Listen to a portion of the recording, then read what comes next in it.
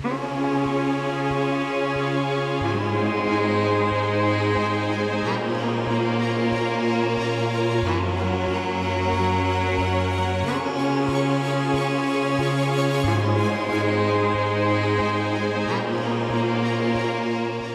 day or two ago, we were fortunate enough to go out and have one of our scent dogs pick up a pangolin, and it was a great experience to see this pangolin who's now living in the wild.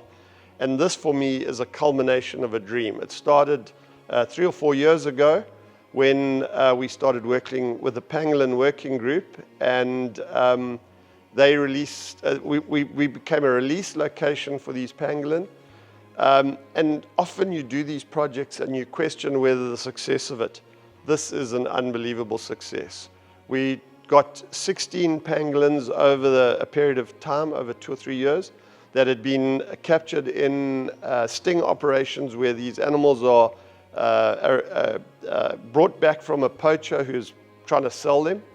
They don't know where they come from, so if they didn't know the location, they would then send it to the Zululand area where where pangolins had been extinct for, there's some people say 70 years, it could be 40 years. There's been stories of pangolins being seen, but it's been unconfirmed.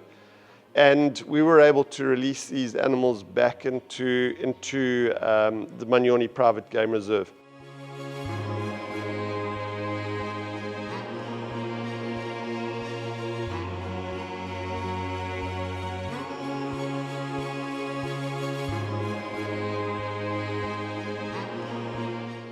Yeah, so we've fortunate enough to get a Ruby helped us a lot with this one, and it didn't take us long to find Stevie over here. He is one of our breeding males, so he's got a good sized territory that he moves around. There's about 3-4 females that we are aware of that is in his territory where he moves around in. So yeah, pangolins are quite unique animals, and I always just enjoy kind of being kind of around them. Yeah, this guy is, and especially with Stevie over here, because he is incredibly relaxed with our presence. And like as we are right here next to him, he's still foraging and kind of showing no signs of any distress about us being here. I mean, I always just wish that I kind of look up a little bit, but I think it is going to show that little face of them, but they tend to just be down in the grass and kind of sniffing away, just looking for ants mainly, but they do eat the termites as well. But you're always just looking for next a little bit of something to feed on. Stevie ended up, he did go through, he didn't come without his challenges. About almost 2 years ago now, he was actually quite sick as well. He had, from the tick load that we have in the area, he unfortunately had a problem with biliary, and we had to kind of rush him to the vet one day and ended up doing a blood transfusion for him.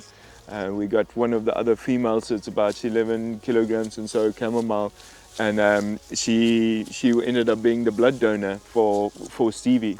And we were almost concerned that the tick load in this area might be too high for him, but he has adapted quite nicely since then. And yeah, it's been amazing that he's kind of not just recovered from it, but actually doing really well and now covering quite a big area, and got a couple of females that he takes care of. So that's it's been amazing. The real success of this is that we've had 8 pups born from those 16 animals, and we believe those are the ones that we know of. We believe that there's potentially more, that because once the animals are not tracked any further, they become wild and they don't necessarily get seen. Being nocturnal, they aren't seen. But just the fact that we've reintroduced those animals and they've bred so successfully is like one of the real heartwarming success stories of the Zululand Conservation Trust, and one of the projects that we've implemented.